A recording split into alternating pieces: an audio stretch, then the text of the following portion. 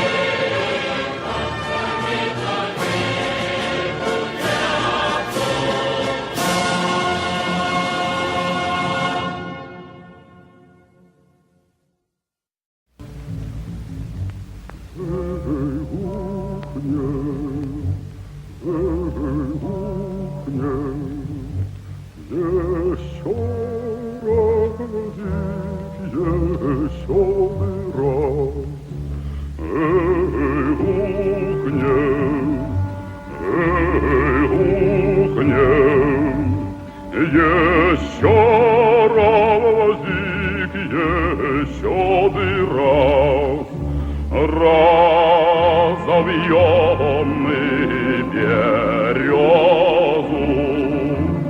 разовьем мы кудряву. Ой да дай да, ой да дай да, разовьем мы кудряву.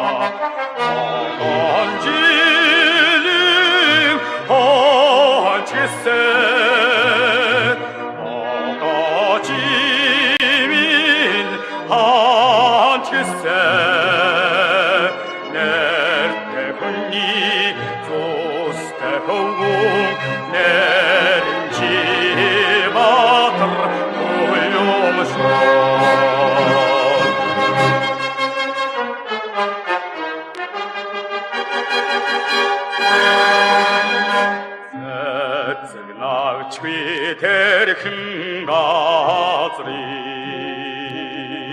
Çeçinlarang hamta terek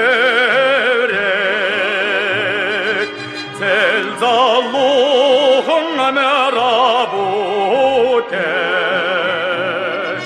Sergi asart olsun yolsa Amancilin hançkise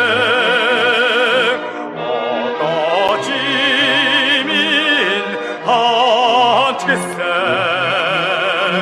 Nerte günni zoste kovun Nerci batır yoluşur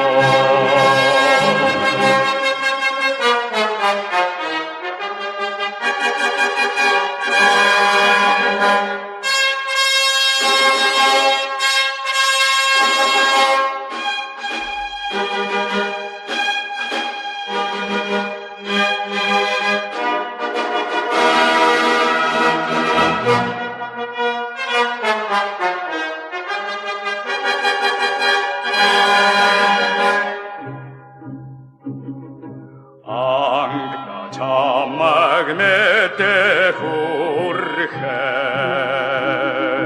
Ayoli gorek darıngar hat Kulgin tore gatar kurvet Kulni som tosar basınsa Amancilin hançkise Adacimin hançkise Nerte günni zoste kovun Nerci atar huylumşur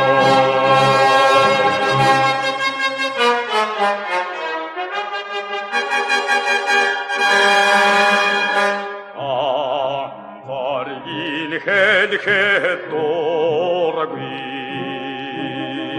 Avya gevel borçvargui Yagıl negin artin terekçi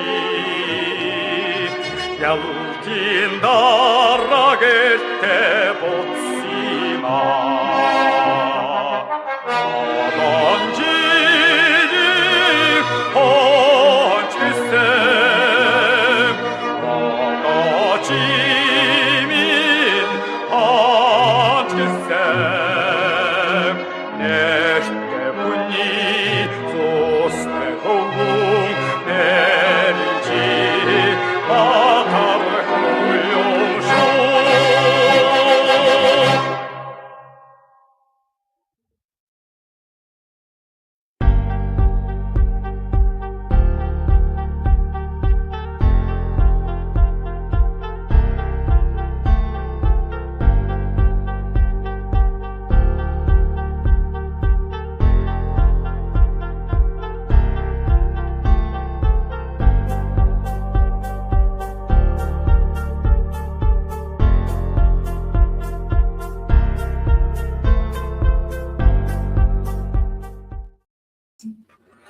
Hello, everybody, and welcome along.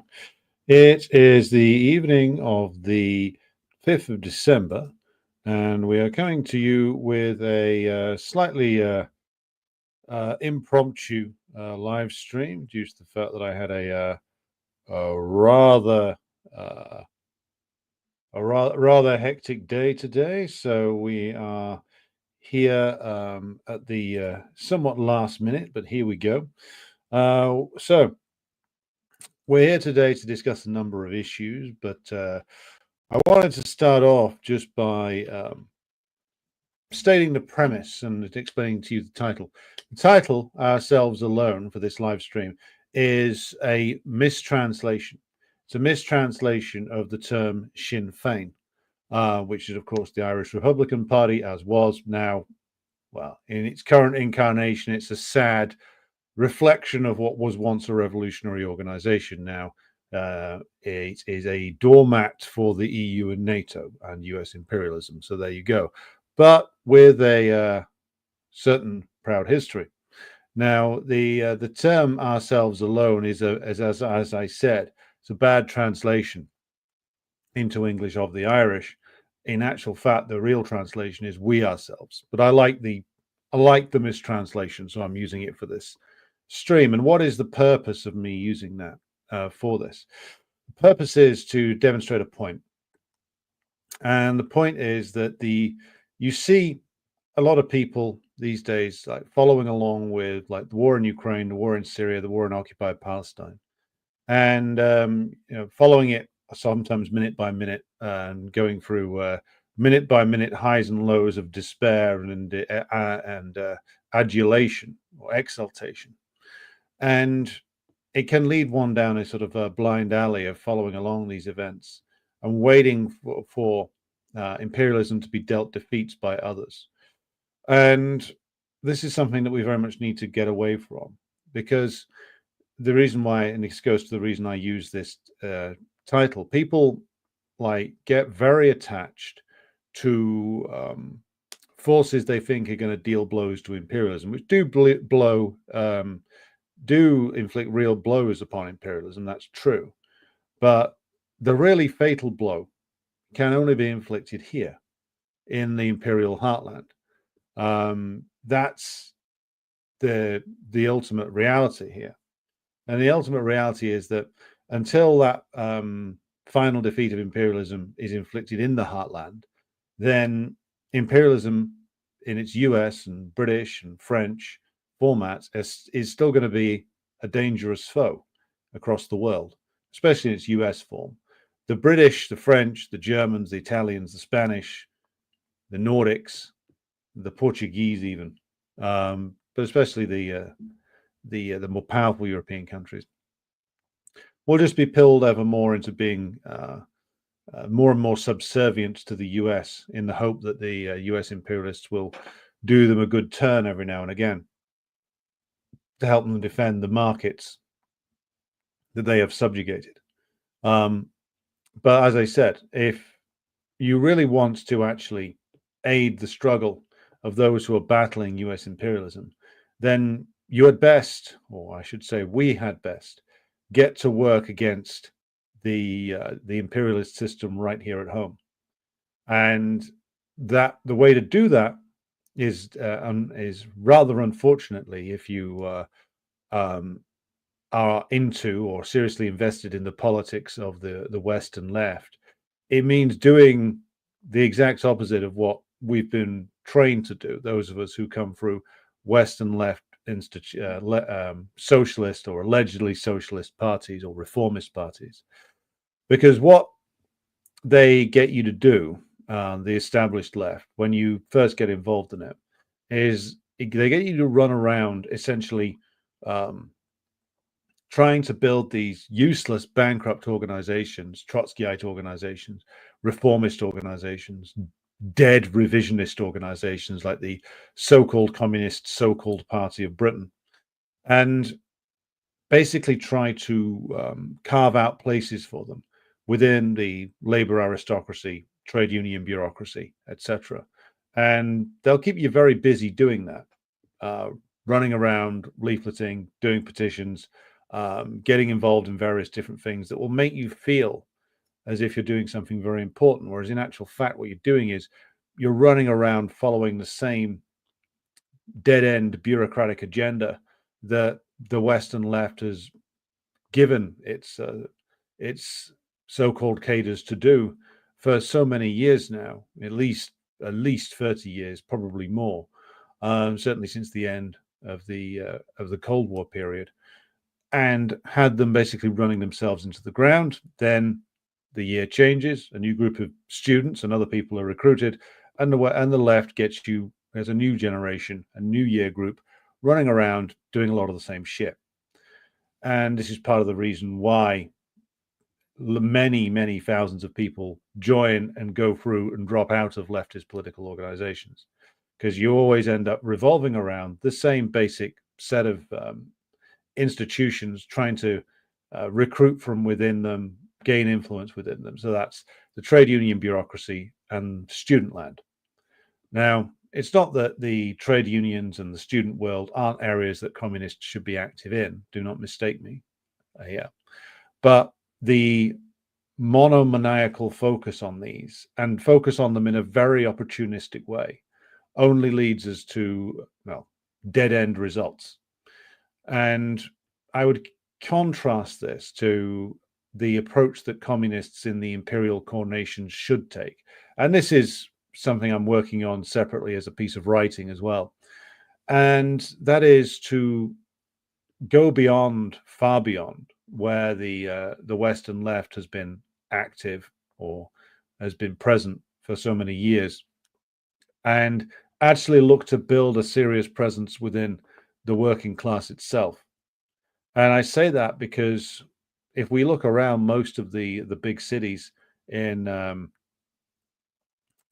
Britain or in the United States or in France, you can see that for the great majority of them, communist parties have not been active in most of these working class communities, and never mind workplaces, but most communities for many, many decades. Not since in the British case, since the days when the old Communist Party of Great Britain was more seriously active. So probably the 70s.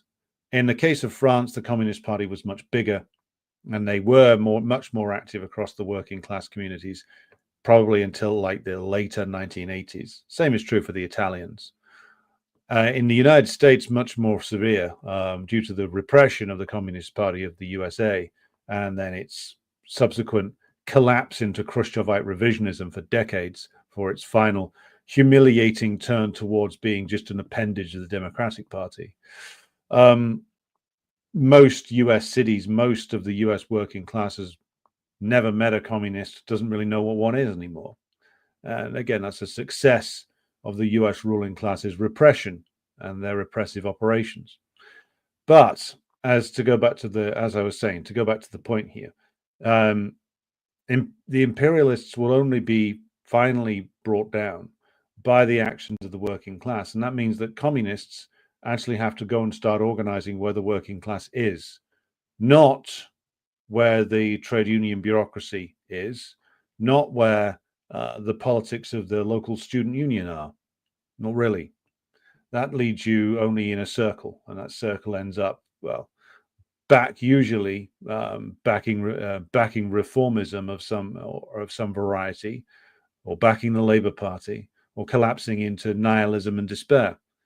So before we proceed any further, I will just pause to say there is also a temptation that hits many people who are otherwise quite decent, who do genuinely want to see the working class advance in the imperial core nations, to attach themselves to what are described as broad social democratic projects. So things like Mélenchon's group in France, Galloway's gang, the WPB here in Britain, and people attach themselves to those organizations. Often, there are communists attached to those who know very well the limitations of a Mélenchon or a Galloway, but think that it's a way to reach a mass working class audience more quickly. And in the past, I might have agreed that there is some validity to that approach. I no longer believe that. Certainly, now I'm not going to speak for the French. I'm not French, you may have noticed. But I think that by attaching yourselves to reformist social democratic organizations, this now comes with quite a severe risk, in that for many of these new left organizations or new worker parties that have existed and have had a broadly social democratic outlook, what you end up doing, whether it is your intention or not, when you go into these things, is sowing illusions that there can be reforms to the system. And it's very important that if we are revolutionaries, which we are, if we understand that the system cannot be reformed, which we do, that now is not the time to engage in justifications for reformism. This is a time when there can be no reforms. There can be no reforms of this system. The imperialist system is far too far gone, far too corroded. It cannot be reformed. It cannot be changed. Nothing that you will advance through His Majesty's Parliament or the US Congress or the French National Assembly or any of the other bourgeois parliamentary institutions in the West is going to reform this system. Sarah Wagenknecht's group in Germany are not going to be able to turn the clock back to the time of Willy Brandt. Jean-Luc Mélenchon is not going to get you back to the time of Georges Pompidou and the concessions made by the French bourgeois after 1968. It's not even going to get you back to the times of Jacques Chirac. Nor is Jeremy Corbyn and whatever the hell it is he's doing now going to be able to deliver anything. Nor is George Galloway. Very important distinction to make there. And again, I was in the WPB for a while, and I left it for precisely this reason. I left it because ultimately what you're doing is building a fundamentally social democratic project. And there's no point to doing that now. Not really. I understand why people are still in it. I would still vote for its candidates if it was standing locally, simply because it would be a kick in the bollocks for the Labour Party. But there's no scope for reform here, and I don't think we should be telling the working class that it can vote its way out of this situation. Many will still try to. So let's go back to the question of what is it that the communists should be doing in the imperial core nations. The first step is to admit how bad the situation is, that the working class suffered a series of defeats over 40 years ago in all of the imperial core nations, which led to unprecedented acts or sped up the deindustrialization process, I should say, which saw the bulk of this generation of the working class, or successive generations of the working class, I should say, be pushed into a position where almost all of us are engaged in non-productive labor. And what do I mean by that? Productive labor, of course, as the title hints at, is something that actually produces something.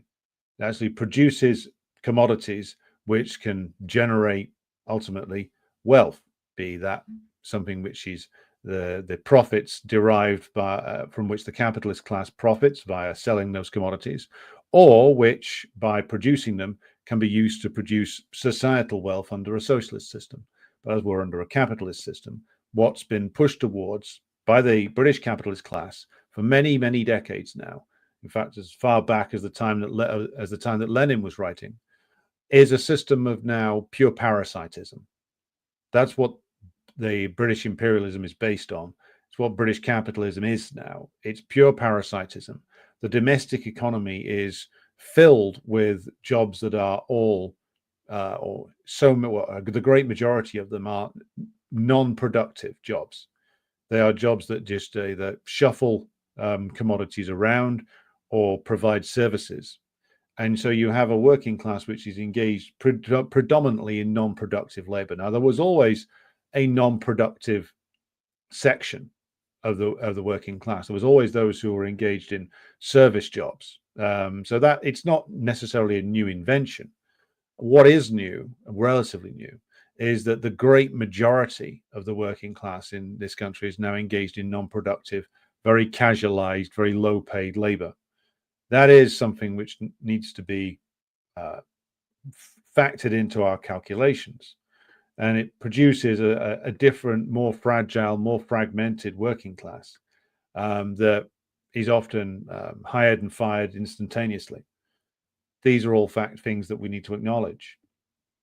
The other factor is that there's been almost no effort made by any so-called Marxist organization to get involved in the attempts by these casualized, low-paid workers to organize themselves. Most of this has been left up to Trotskyite sects and micro-anarchist groups.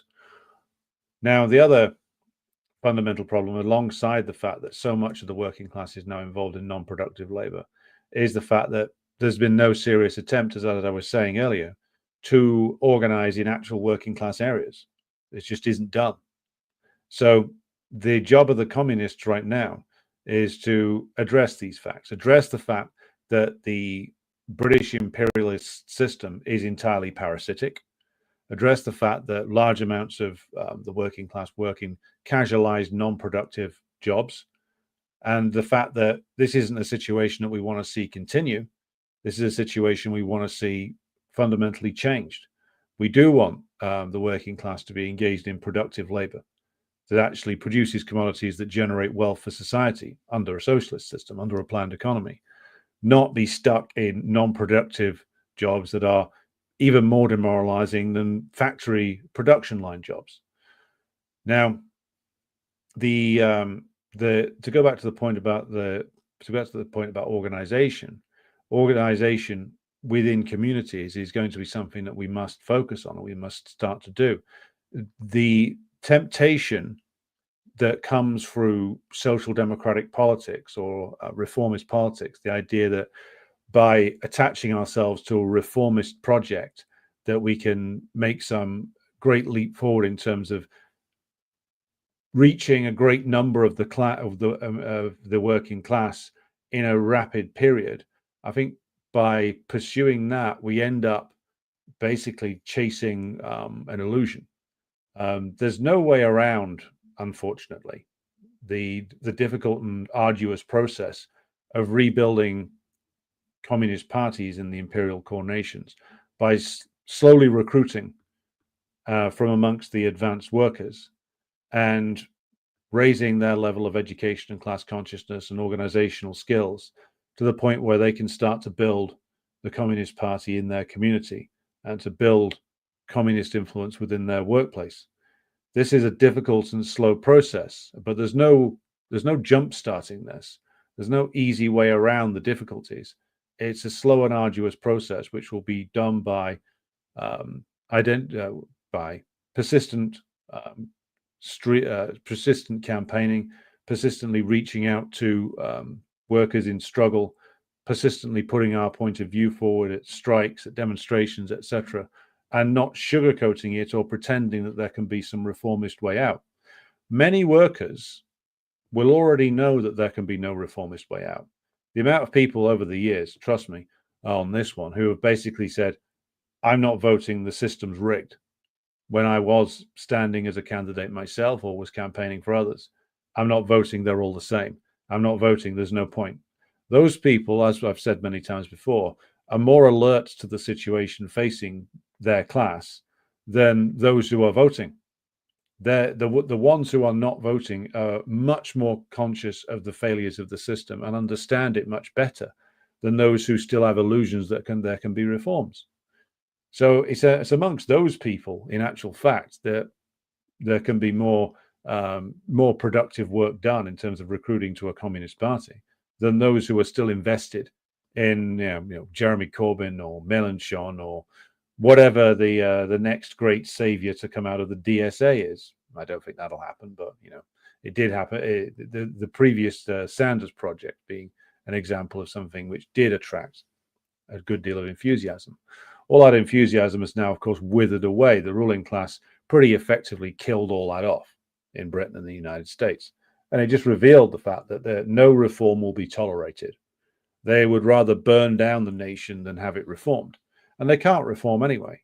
Like the state of play of British and American capitalism now is so parasitic and non-productive that the ruling class is not capable of even delivering the level of reform they did in the 30s and the 40s, 30s in the United States, 40s in Britain.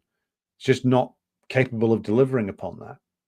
And we should be embracing that fact and running with it, rather than trying to tell people that we can somehow get some congressional representatives elected, or get some MPs elected that are going to turn things around or push a bill through or something like that. Let's just stop lying to people. Okay. Stop lying to people about what is possible and what isn't. There was precisely one period of reform, real reform in Britain, in the last 100 years. And that was only because of the unique world situation in 1945 to 50. That's all gone. Whatever's left of it now, they are draining it of any real meaning bit by bit. And we don't do ourselves or anybody else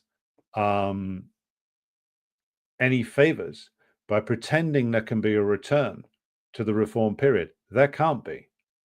And again, many workers will know this already. One of the things a communist has to do, or a communist party has to do, is to take the good instincts that many workers already have about the system and help them turn that into a communist consciousness, a revolutionary consciousness. As Lenin outlined, like many workers will get stuck in a trade union consciousness, though I think less so now. But you need the Communist Party to take those decent instincts that many people develop and to turn it into a revolutionary consciousness. And so we need to be working with people who reject the system, who see, to a large extent, see through it.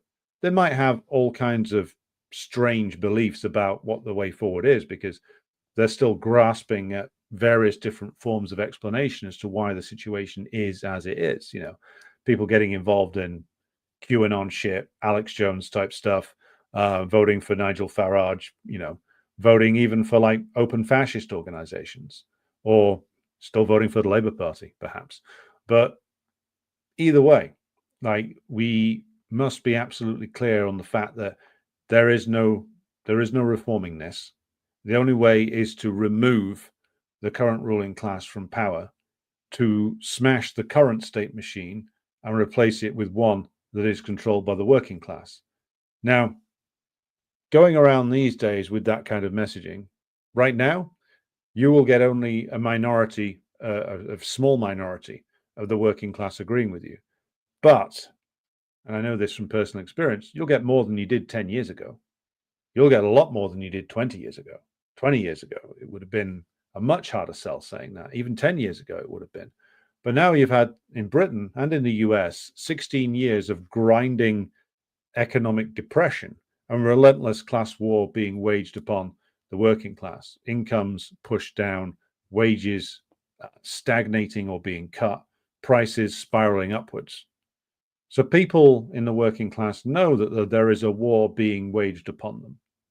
The people who don't seem to realize what the nature of this war is are the better off end of the working class is slightly more cushioned from it, and the petty bourgeoisie.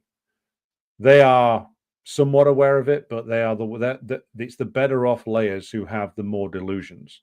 Hence why they're still investing in themselves into social democracy. But even those layers will lose their illusions at some point.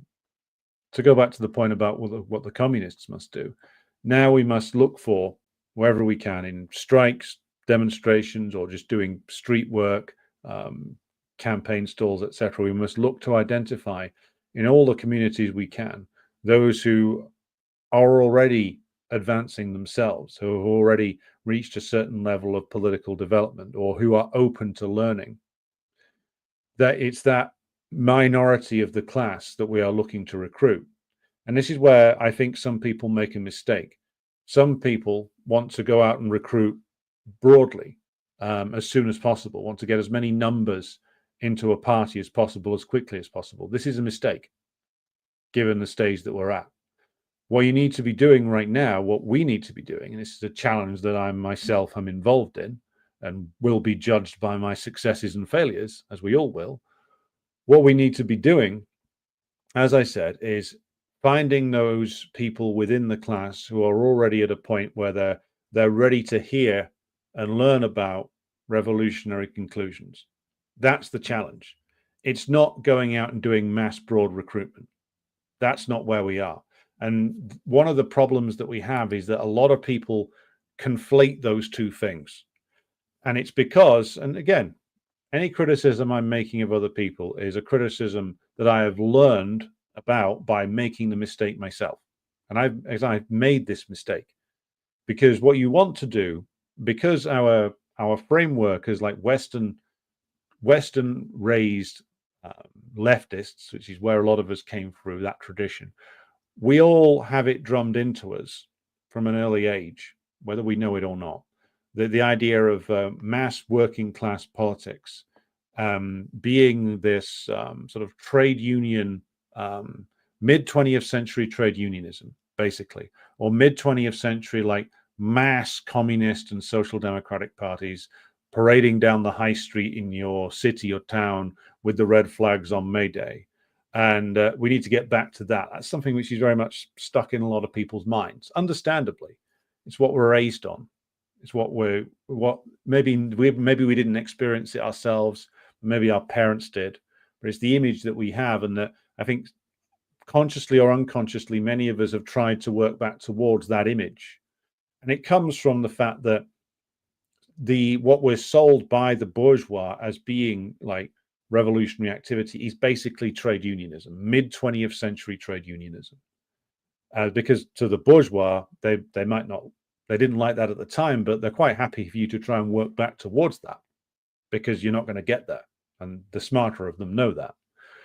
So rather than trying to go for this like broad recruitment strategy, which some people want to do, I've been there myself. I've wanted to get to reach that point. And what we ended up with, as Lenin pointed out in his arguments with the Mensheviks in the early 20th century, when you want to go to this broad recruitment strategy, whilst at the same time apparently wanting to be a revolutionary party, though the Mensheviks, of course, didn't want to be revolutionaries fundamentally. But you try and do this broad recruitment strategy, what you end up with in actual fact is a mess. That's what we've ended up with many times in the West, because on the one hand, we say, oh, we're Marxists, we're revolutionaries, when we want to overturn the system. On the other hand, you end up pursuing like broad-based social democratic work, and it's that bit that wins out, because what you end up with is a broad-based mess with a bunch of very eclectic and diverse beliefs inside a fundamentally social democratic structure, which is, broad, diverse, ill-disciplined, ill-educated, and falls apart at the first sign of a challenge. Witness Corbynism. Witness the mess that the American left made of the so-called Sanders movement. Witness the mess that ultimately the NFP will turn into in France, because that pursuing that old strategy, oh, we've got to be broad, we've got to bring in everybody. No, we don't. Not at this stage. That we're not anywhere near the stage of doing like mass broad recruitment yet. It's a difficult thing to understand, and it took me years to get my head around it. But what you will not rebuild communist parties by doing like this mass broad recruitment work. That's not the way to go. The way to go is to work diligently, identify, again, those who are the advanced workers, those who are coming to, again, anti-system conclusions almost on their own, or are prepared to hear them, bring them in to the party, make sure that they are educated and trained to develop as cadre Marxist-Leninists, and then that they, with the aim that they should be then, with the assistance of the party, then working in their community and in their workplace to build up, first of all, small networks of cadres and supporters in working class communities and workplaces. That's where we are right now. It's not mass recruitment. It's not promoting the social democratic path. It's not trying to rebuild mid 20th century trade unionism. It's recognizing the scale of the mountain that is in front of us, and we are at the foot of that mountain, because we have been delivered there by a river of failure, And that's where we are, beached somewhat. But we can get up and start the process of chipping away at the mountain, to use Mao's old phrase. And it's the chipping away at the mountain that we must begin to do. And the mountain in front of us is British or American imperialism. And the only way to burrow through and uproot the mountain is to slowly bring in, bit by bit, piece by piece, more workers into the process of education. And then if you develop these workers into strong cadres, they can go and work in their communities to recruit slowly, to build up communist cause in as many different areas as we can, with the knowledge that a well-trained and disciplined communist cadre is capable of doing infinitely more than 100 ill-disciplined social democrats or Trotskyites or any other weird and wonderful or not so wonderful combination that the Western left has come up with over the last 30 years.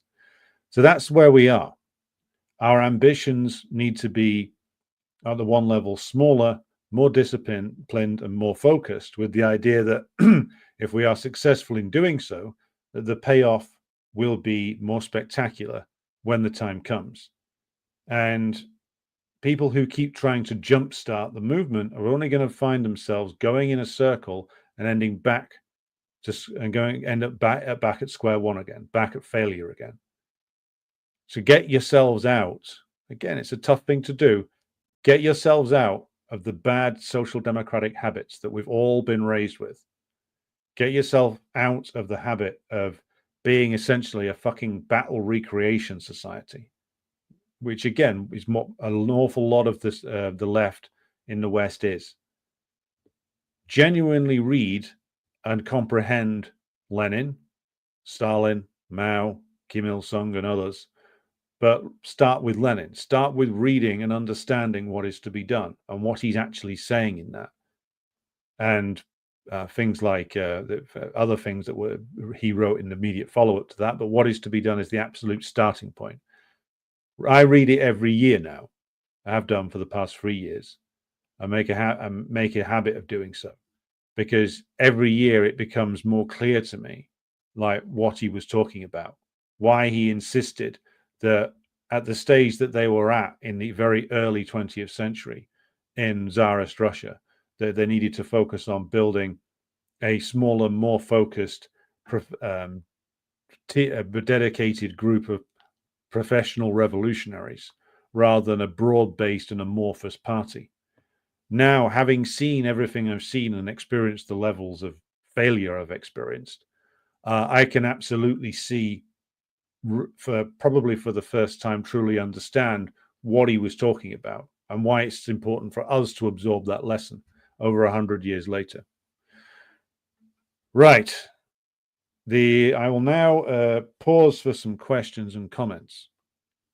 Almir is just reading what is to be done. Well, good reading choice, comrade. Right. Let's go for from the top. Jacob the Squirrel says, question time is on. Well, there's a better question time here, I'll tell you that much, but it wouldn't take much, you know, going into your average bar on a high street in this country and just fielding the opinions of the drunks in there would get you a better question and answer session than anything the BBC's got to offer. Edward, hello to you. And Edward asks, could you please debunk the deranged Western myth that North Korea is a family-ruled, totalitarian, despotic monarchy or something, and how really it is one of the most democratic places on earth? Also, to people cringing at those in North Korea crying over political events or mass demonstrations, Korean people denouncing the US in gyms, that's what a politicized masses look like. Trots say that's the wrong kind of mobilization. It's not pretty enough or looks bad, authoritarian. And to that I say, fuck Trotskyism and Western propaganda narratives in general. Well, Edward, you've kind of answered your own question there, really. Look, the reason why North Korea, or the DPRK, or People's Korea, as I think they refer to it, has survived for 30 years in a situation of often extreme isolation is precisely because they, starting with Comrade Kim Il-sung himself, they realized that the only way they were going to maintain their independence, which must bear in mind that the formative years of the what's now the Workers' Party of Korea were spent battling the Japanese imperialists. So it started off as a movement for independence from Japan, to throw out the imperialists from Korea, and to secure independence then from the U.S. imperialists. That was, of course, partially successful, even though, of course, half of the country remained under U.S. occupation to this day, now run by a clown collective in Seoul, which is basically just the local U.S. management team, commanded by a clown who I'm not sure if he's been arrested yet, or he's still clinging on to the presidency. That's Mr. Yoon Suk Yeol, or whether he's in hiding with Keir Starmer in London. But it says a lot that that's the way that the South ended up. But to go back to Edward's question, look, it's because the masses in people's career are politicized. They are directly involved in the governance of the nation. They are directly involved in setting the economic plans. They are directly involved in running their communities and their workplaces. You can go and look at the DPRK constitution and the way it is run, and you see it is actually one of the most democratic places, in terms of it being a proletarian democracy, that the world's ever seen. And the fact that you've had Kim Il-sung, Kim Jong-il, Kim Jong-un being the heads of state, well, that's something that is a product of the enormous amount of respect that that Kim Il-sung and Kim Jong-il brought upon them through their successful revolutionary struggles. But it's not Kim Jong-un that runs the DPRK. It's the Korean masses that do. And were it like some kind of crazy, like monarchical system, like the Trots claim it is, then it would have collapsed 30 years ago.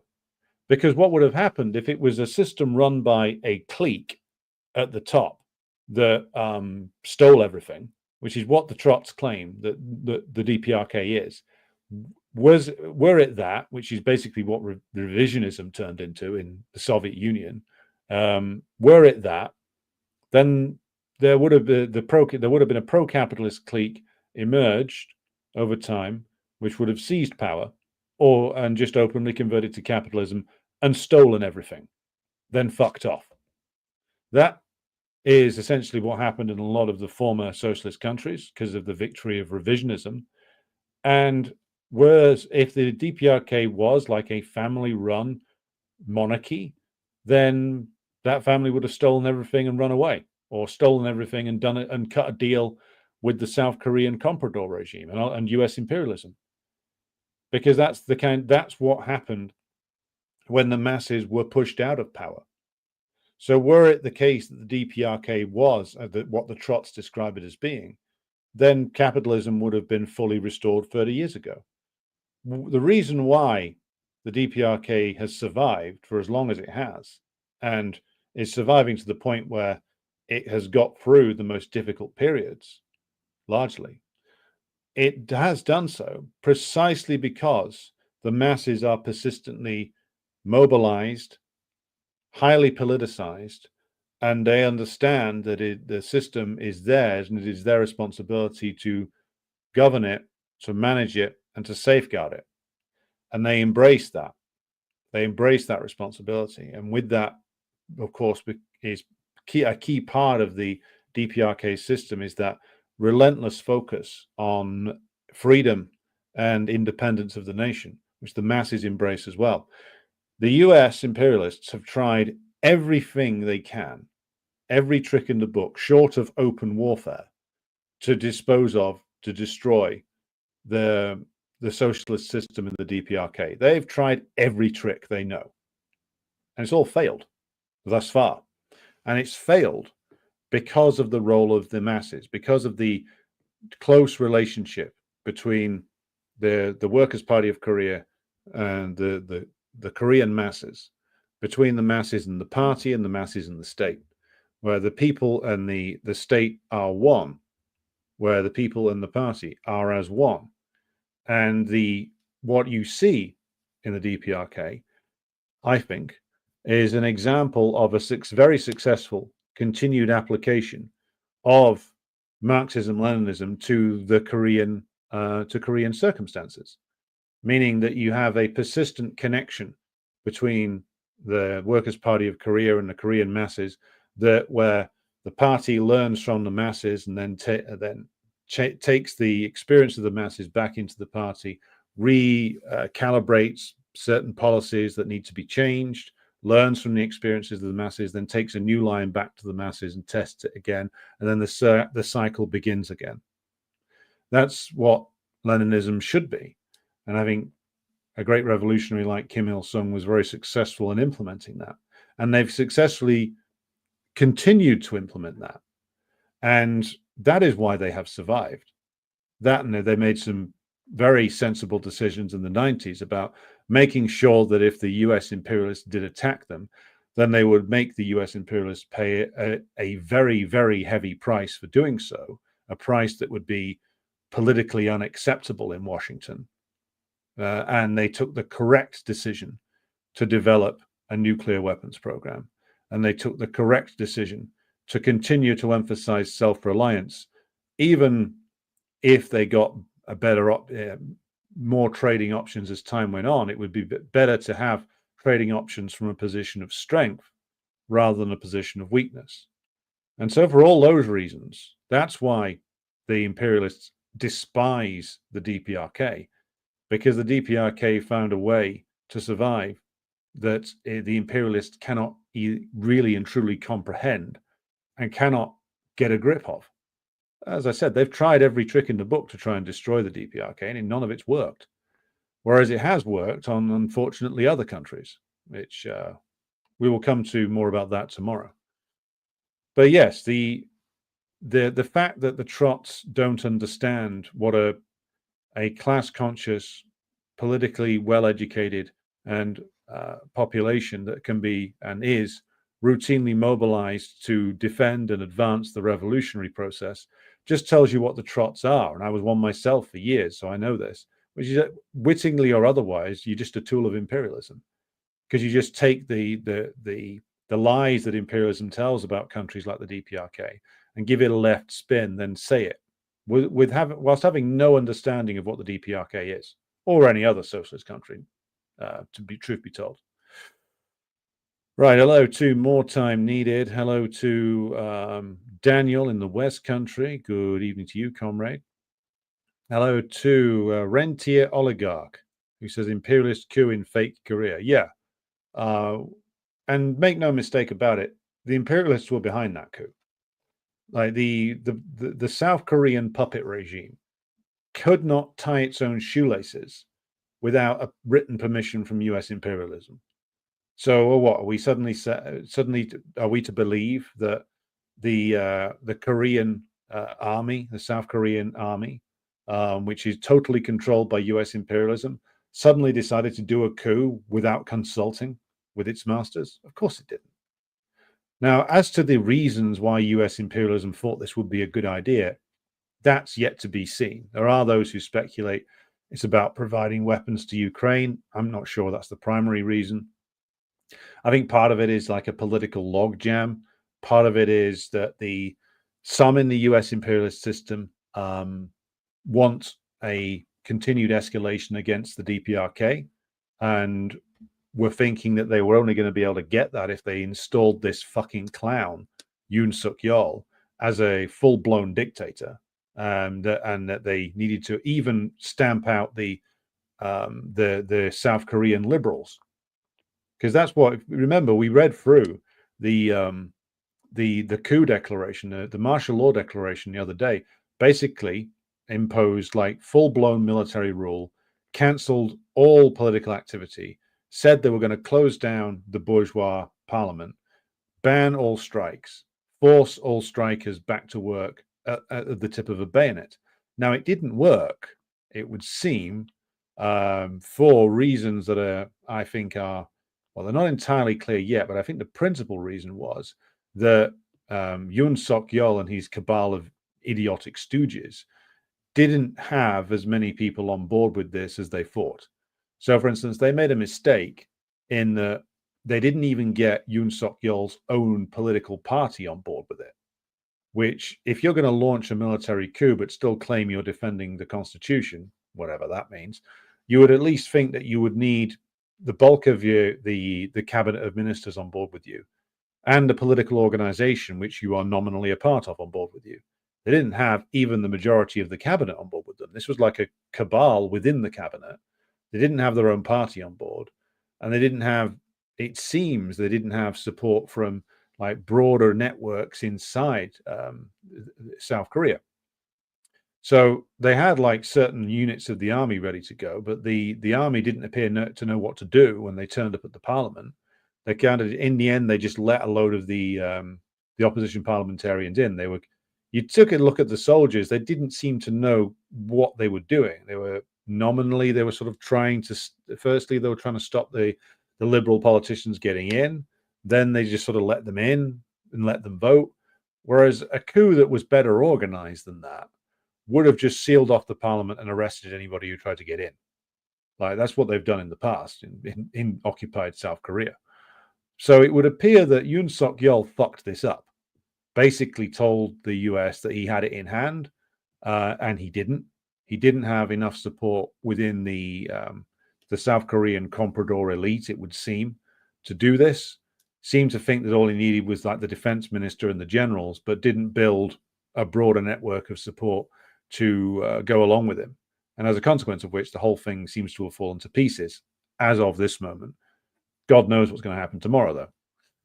Hello to Enigma, Comrade Ian Foster, Comrade Davey out there in Wales, Bishi, Luca, David Greenwood, Nush82, Almir in Slovenia, once in future Yugoslavia. I hope you all enjoyed the experimental new musical choices there. More of that tomorrow. Agricola Urbanus says, U.S. citizen Martinov said today on Dialogue Works, Russia is not in Syria to support the Assad government. Let that sink in for a moment. Also said, these people down there are all corrupt. What can you do? Well, to be honest, this is one of many reasons why I don't listen to this guy. Like, yeah, I got a little bit out of, like, I got information out of like some of the books he's written, but like basically Martinov is like he's like a worse combination of things. He's like a US and like a Russian chauvinist. So like he is very much an American chauvinist. Bear that in mind. I mean, this guy like sucks America's dick, like worships like all the garbage culture that comes out of like the decaying bourgeois United States. Thinks the US is amazing, you know, doesn't want it to see it defeated. He's obliged by like he's the other part of his brain, which is like the sort of the Russian nationalistic part, to defend certain aspects of the Soviet Union. But basically, like, guy's just a fucking boomer blowhard, like best ignored, really. Like, you know, let him do 10 more videos about how like distinctly average like 1970s American guitar bands are the greatest pieces of music in the world. Guy's a midwit. Fuck him, you know. He's like, the load of people got elevated by like the special military operation just by going on like a YouTube channel and saying like 2 or 3 things that made sense. And then you get to know the rest of their politics, and it turns out they're a bunch of blockheaded reactionaries. And that's what he is. He's a blockheaded reactionary and a fucking American chauvinist. And like, he's on about corruption in Syria. Does he know where he lives? You know, do you not see how the US is run? Or do you think that Big Daddy Trump's going to clean it all up because you like your fucking fairy tales? You know, no time for people like that, because they portray themselves as having great knowledge, but they fall for every myth like the American bourgeoisie puts in front of them, because fundamentally they still want to believe in US exceptionalism. We've got our own fair share of those people over here as well. and they're best just ignored.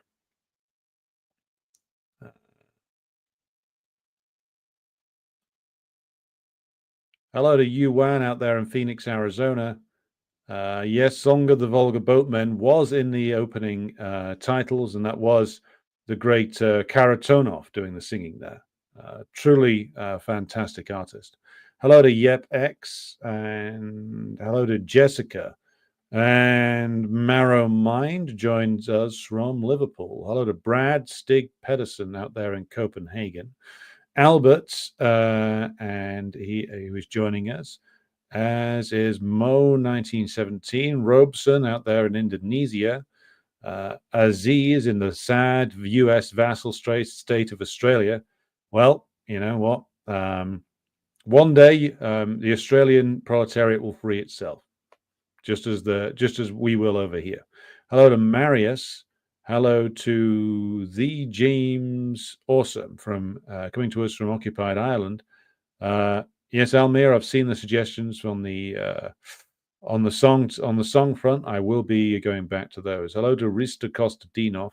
Hello to Paul Smith, who says you deal with imperialism and colonialism from within. Yes, that's very much the case. My address, hello to you, who says revisionism has destroyed any semblance of a labor movement. It is true, it's why it must be rebuilt. Rista Kostadinov says it is so tragic that the left-wing terror group who operated in Western Europe in the 70s and 80s had more anti-imperialist views than most leftists in Western Europe. That's true to a degree. I mean, the Red Army faction did have better politics on Palestine than most of the German left. These were deeply flawed characters, though, and here I will just pause to address, like, the assassination of that, that arsehole who, what's his name, Brian Thompson, the chief executive of, what was it, United Healthcare in the United States, got his head blown off by an unknown assassin yesterday. A lot of people, mainly social democrats, acting as if this is the beginning of the revolution. No, it's not. Like, it's one executive getting done in, and it's not going to mean it. It doesn't mean really anything. If you think they've not got 30 guys who are actually celebrating that this guy's dead, he's got 30 to 40 odd rivals for his job in the corporate structure, one of whom will be in place tomorrow, who will continue to act in exactly the same way. Of course, this is what will happen.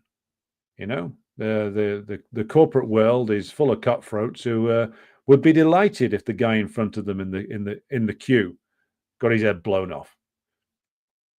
It's celebrating this is, well, I understand why people are saying, "Oh, fuck this guy," and that he's a representative of a foul and parasitic, vampiric system. Yeah, well, that's true. But blowing these guys away in the street, whilst it can provide some people with an element of catharsis, isn't going to solve the problems facing the American worker. Not really. The way you deal with such characters more properly is, of course, by you have to overturn the system, as we've been discussing. You have to overturn the system.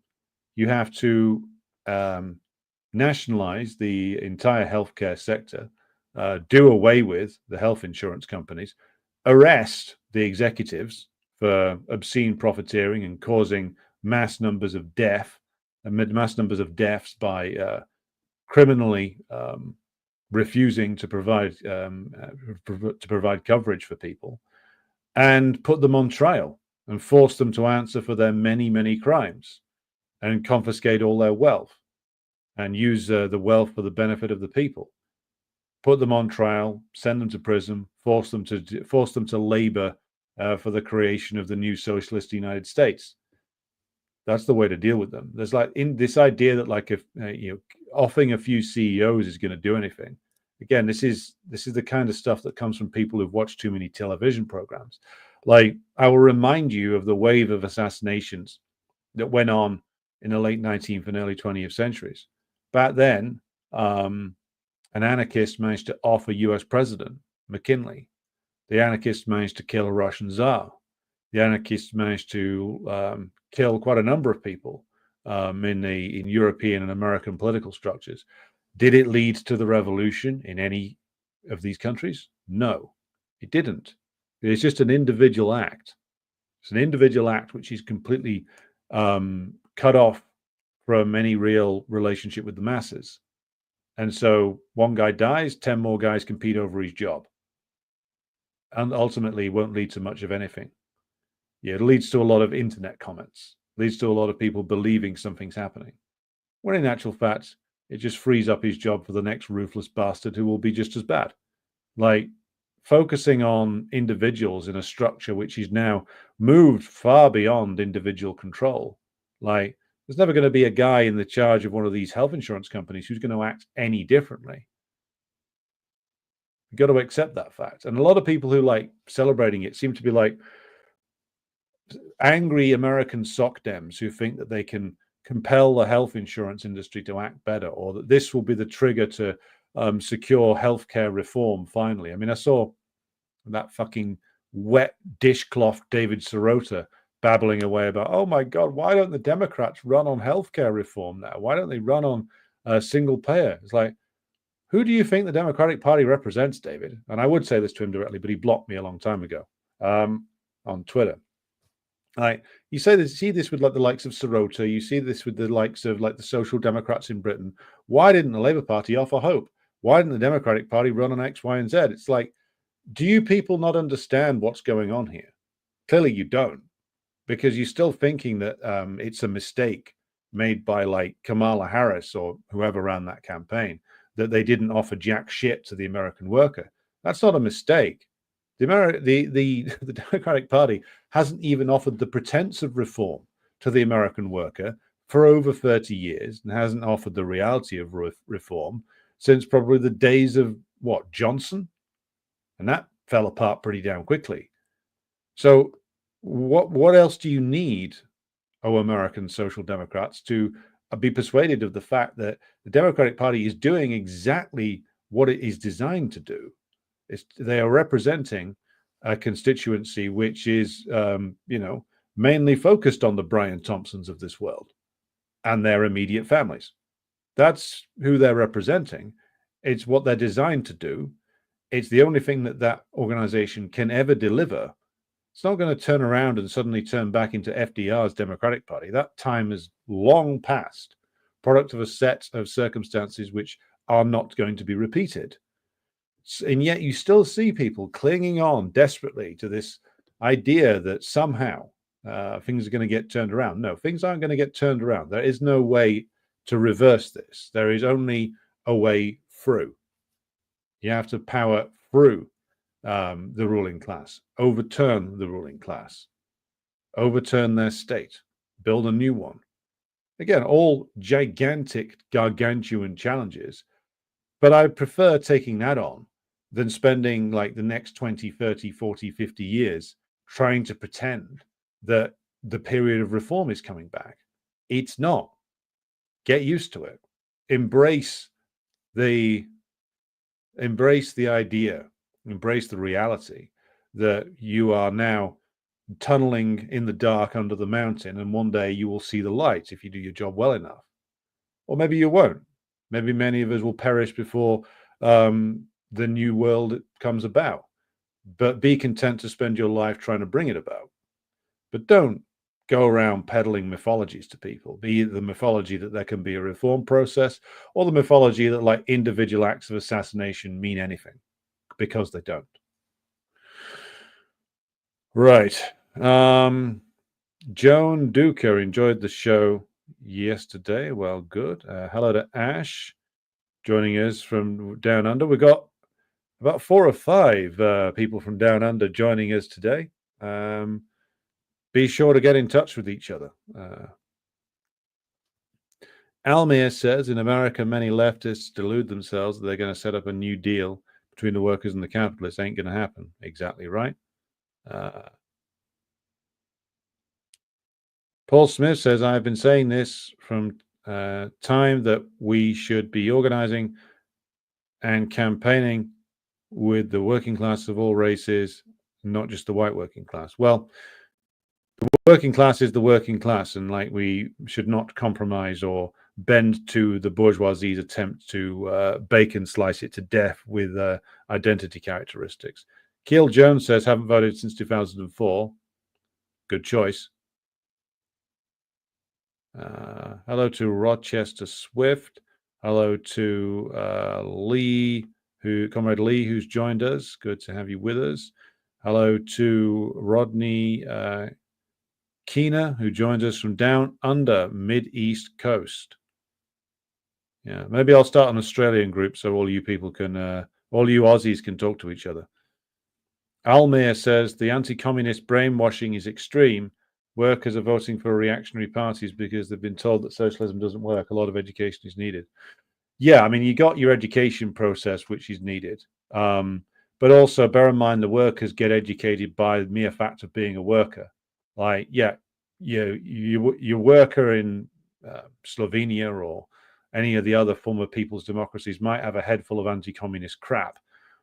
But in the end, like, material reality will force them to make to realize the realities of their class position. Whether they can translate that into political action depends upon building up the strength of communist parties. That's the X factor here, so to speak. The worker will be forced to reckon with his or her class position. And at that time, then they must have access to a local communist who can talk to them in their workplace or in their community about why they are in the position that they are in. And that takes a lot of patient work, which can only be done by properly trained communist cadres, not hysterical preaching or histrionic madness from the left.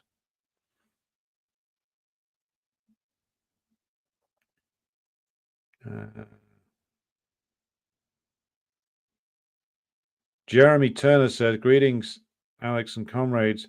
How should we think of the CPUSA running candidates for elections? Are they reformists? I wish they would take another stance. Are you referring to CPUSA or ACP? Let me know in the comments.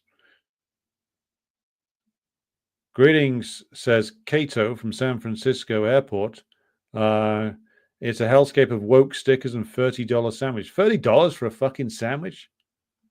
That's like, what, 20 pounds? Jesus. You're getting fucking stiffed over there, mate. Seriously. That's insane. I mean, I know very well I know very well that America's airports are a ripoff, but $30 for a sandwich, my God. Like, why on earth would you buy that? Seriously. That's probably the cheapest thing you can buy as well. No Shady 2 says, NFP in France traded with one group of fascists, the Macron loyalists, versus another, Le Pen's. The devil you know is no better than the devil you don't. Well, yes, I mean, the NFP's so-called, alliance with the Macron crew was no better than making an alliance with Le Pen's group. Like, the fact that they went down that route tells me, as I said in the programs I did on it at the time, that the NFP is not a serious organization. Like, if you think that Le Pen and Macron's group are any different to each other, if Le Pen is a fascist, then so is Macron. If Rassemblement National are a fascist group, which I think they are, then Macron's group are almost the same. So what? And it just goes to show, like, the fact that so much of the left is addicted to aesthetics. Like, the Macron group will mouth anti-fascist, anti-racist slogans whilst arming fascists in Ukraine and cheering along the genocidal actions of the U.S. imperialist regime in occupied Palestine. But because they say they're not fascists and because they mouth anti-racist slogans domestically, that was good enough for the NFP. They shouldn't have done a deal with Macron. They shouldn't have done a deal with Le Pen either. They should have just run in as many seats as they could and hang the consequences, basically. But because this is a weak group of run by a bunch of very treacherous social democrats, they ended up doing this deal with Macron, which only discredits them.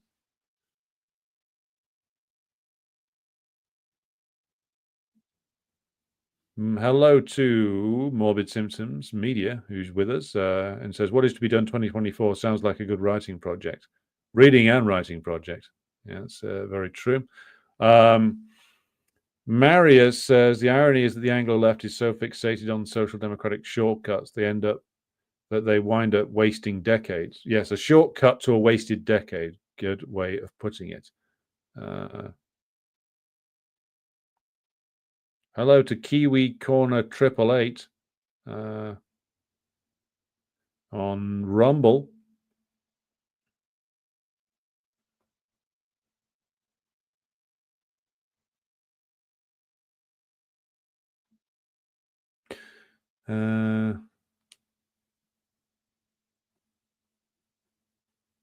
Going through Morbid Symptoms asks, what about the claim that but for China, North Korea's regime would have fallen? Well, I mean, there's a rather ambiguous relationship between the DPRK and the Chinese. There's the Chinese and the Russians, to be completely honest, signed up to Western sanctions against the DPRK. And now, how much they enforced them is another question. They did to a large degree for a long time. They went along with the US sanctions regime on the DPRK. The relations between China and the DPRK were not particularly good for a while on the publicly. It's still in China's interests to make sure that the DPRK did not fall. So I'm convinced that there was probably more trade going on underneath the radar, so to speak, than would have been ever acknowledged by either side. There was probably more assistance militarily coming from Russia secretly, even in the period where they were publicly signing on to sanctions. But they still abided by at least some of those sanctions. So I don't think we can claim that it's all the Chinese that deserve the credit for the DPRK surviving. I think there was a certain amount of sanctions busting that the Chinese and the Russians were engaged in, but principally the credit for the survival of the DPRK goes to the Korean masses themselves. Marius says, Trotskyists really cannot see workers as anything other than dupes or victims, when in actual fact it's your average Trotskyite who's a dupe and a victim. Hello to Massimiliano Urbani, who joins us from Melbourne. We got a big Australian crowd in tonight. Maybe I should have done some more pro-Australian pandering. Nurse82 said, if Stalin had lived a few more years, we will not have a South Korea today. Interesting point of view. I'd need to think more about that before commenting, to be honest. Just a Maverick says, just watch the Tucker Lavrov interview. I'm going to watch it in the morning. Lavrov was genuine, rational, and relatable in English. I hope everyone watches the interview. Yes, but everyone should watch it. Certainly everybody should watch it. Don't expect any change in the power structure, though.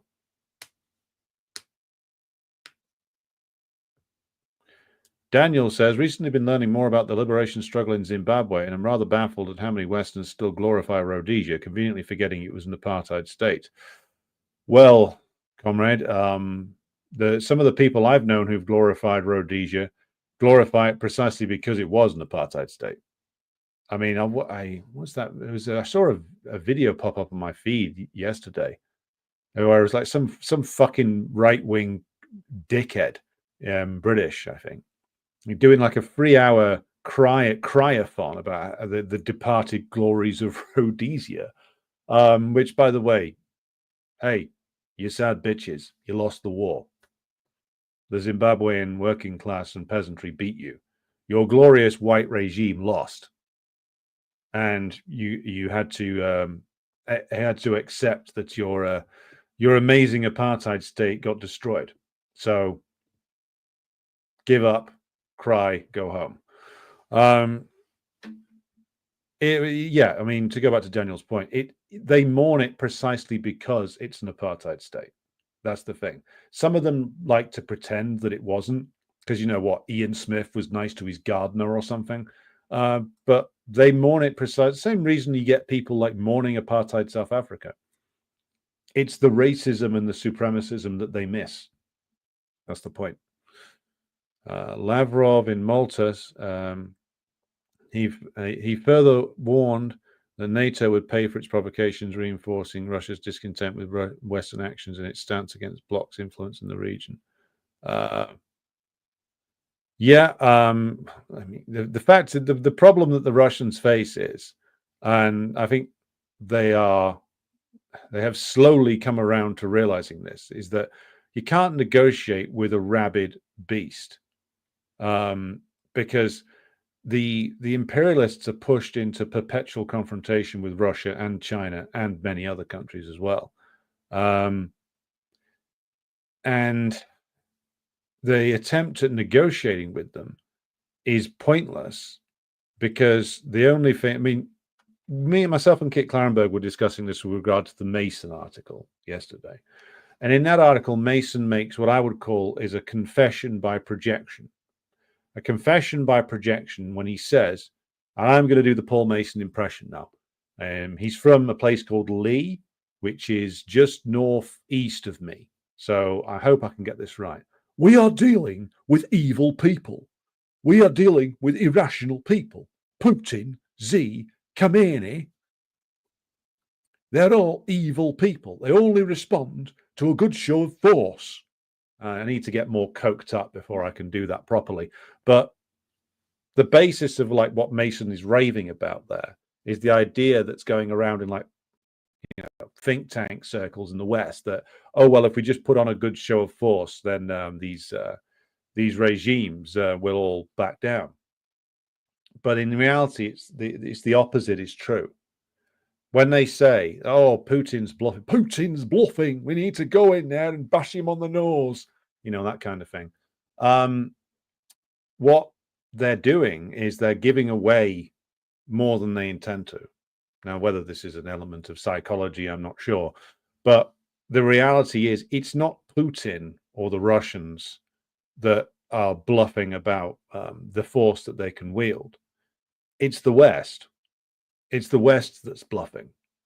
It's the West that has very few options. It's the West that is forced to crumble when faced with serious opposition. It's the West that can't fight wars.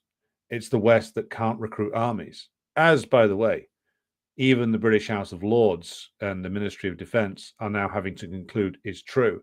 Even the British bourgeois press is basically saying the British army can't fight wars. So it's them that has to back down when faced with serious opposition. It's them that has to capitulate because they don't have the means to fight. That's the truth. Now, and it has taken the Russians far too long, I would say, to work that out. For reasons we've gone into before. We will probably go into it again when we go through the Lavrov interview tomorrow.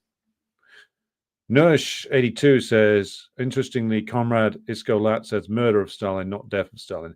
Yeah, the comrade did provide some reading material on that as well. I'll post that in the Telegram reference group. I've seen this opinion ventured on, but expressed by a number of people over the years. I need to do more reading on it. Certainly, there is a persuasive argument made that certain people had an interest in Stalin's death, mainly Khrushchev. I mean, in the book that Comrade Isko Lat provided me with, like Malenkov and Beria are also named in that as being implicated. So it would seem that, like, other than like Molotov and Kaganovich, and maybe a couple of others whose names I forget for the moment, but a great number inside the Politburo were certainly happy to see Stalin gone so that they could enact their revisionist pro-capitalist project. So it's certainly not something that I would rule out, but I need to do more reading on it before I can reach an opinion.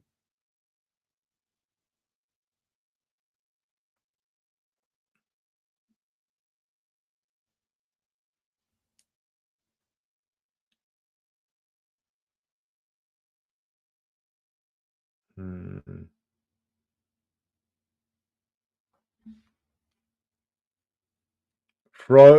Grant says, any idea about the Romanian elections where the far right candidate won the first round and he's on the way to becoming president?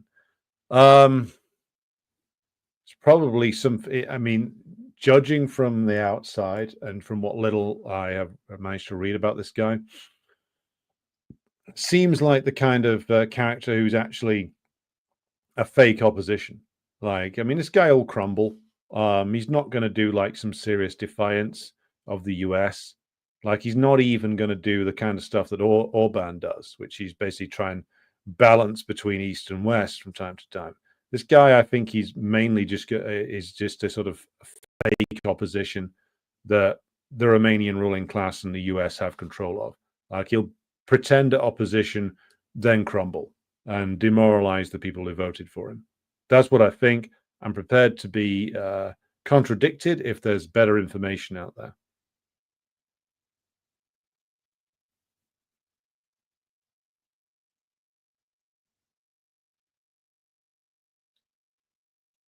Okay.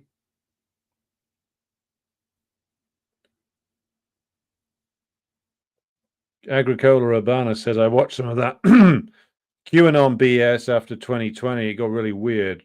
Trump card, this card, that card, Pompeo card. So it became clear it was a CIA psyop. Yeah, it was started by like intelligence agents, basically.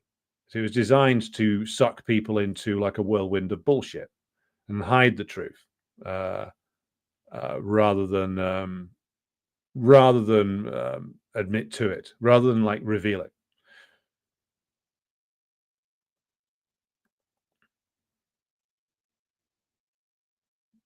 Okay.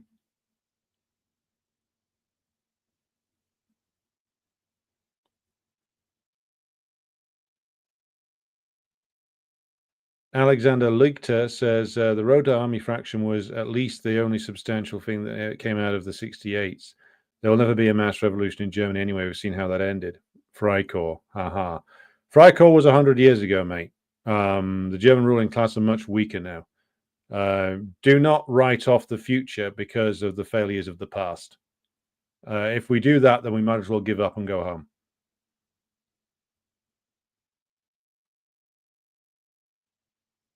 Just scrolling through some more comments here. President Jesus, good evening to you out there in LA.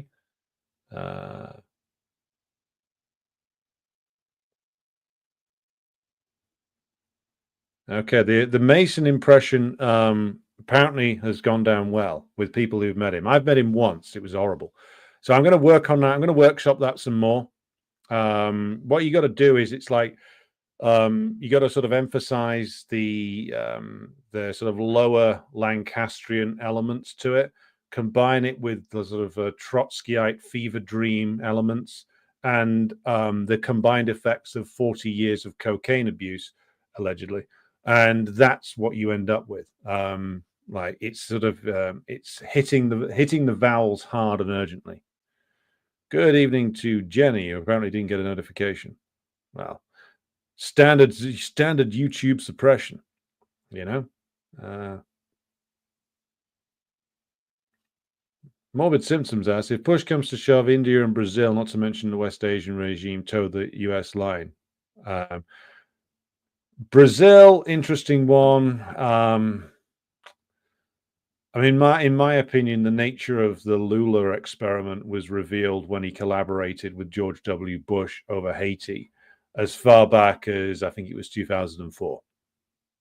It became clear that was the nature of the government he was running, which is essentially try to buy favor with the imperialists by collaborating with them on various different things in the hope that it will get you space to do domestic reforms. It didn't. They still couped the PT in the early 2010s, locked up Lula, and did a constitutional coup against Dilma Rousseff. So betraying the Haitians didn't bring Lula a lot back then. His betrayal of Venezuela isn't going to bring him a lot now either. Trump and co are still going to unleash all kinds of hell against Brazil to try and bring their buddy Bolsonaro back again.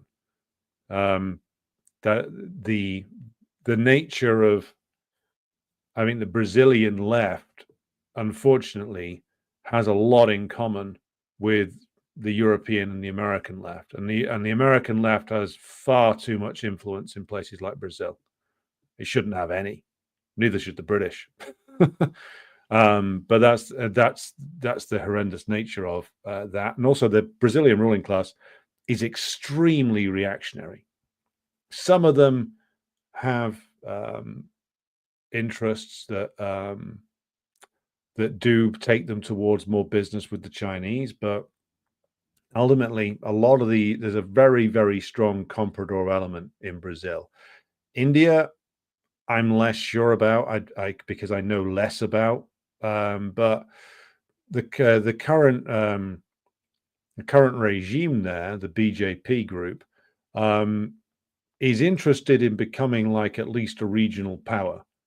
So much like several others, like it seems to me that they're interested in trying to do business with everybody at the same time. And India is a more powerful country than a place like Turkey, and so does stand a chance of actually doing some balancing. I mean, I'm not completely as up to speed as I should be on the sort of balance in the Indian ruling class between sort of the more ambitious elements and the comprador elements. That requires more research. Brazil, though, I still think that the comprador element is incredibly strong, which is a part of the reason why you end up with Lula and the PT playing these like desperate balancing games, which ultimately aren't going to get them very far. If you haven't watched it already, the ICSS video on Turkey that I posted on the Telegram channel needs to be watched, because the comrade who does that presentation goes through an awful lot about the nature of the Erdogan regime and the Turkish ruling class that I think needs to be understood. So yeah, be sure to go and watch that. Hello to Sophia, who joined us from Tennessee. And okay, we are at the 10 to 1 point here in merry old England, perfidious Albion. So I'm going to draw things to a close for this evening. Thanks for joining me for this one. It's been more of a sort of a Q&A or a therapy session. So expect more added to the soundtrack for tomorrow. I'm going to be working on that. We're going to do something tomorrow reacting to the Lavrov-Carlson encounter. So be sure to come back to us for that. Until tomorrow, though, I thank everybody for tuning in. Thanks to everybody who supports the show on Patreon and Buy Me a Coffee. And I will return to you with an extended soundtrack tomorrow. Thank you for watching.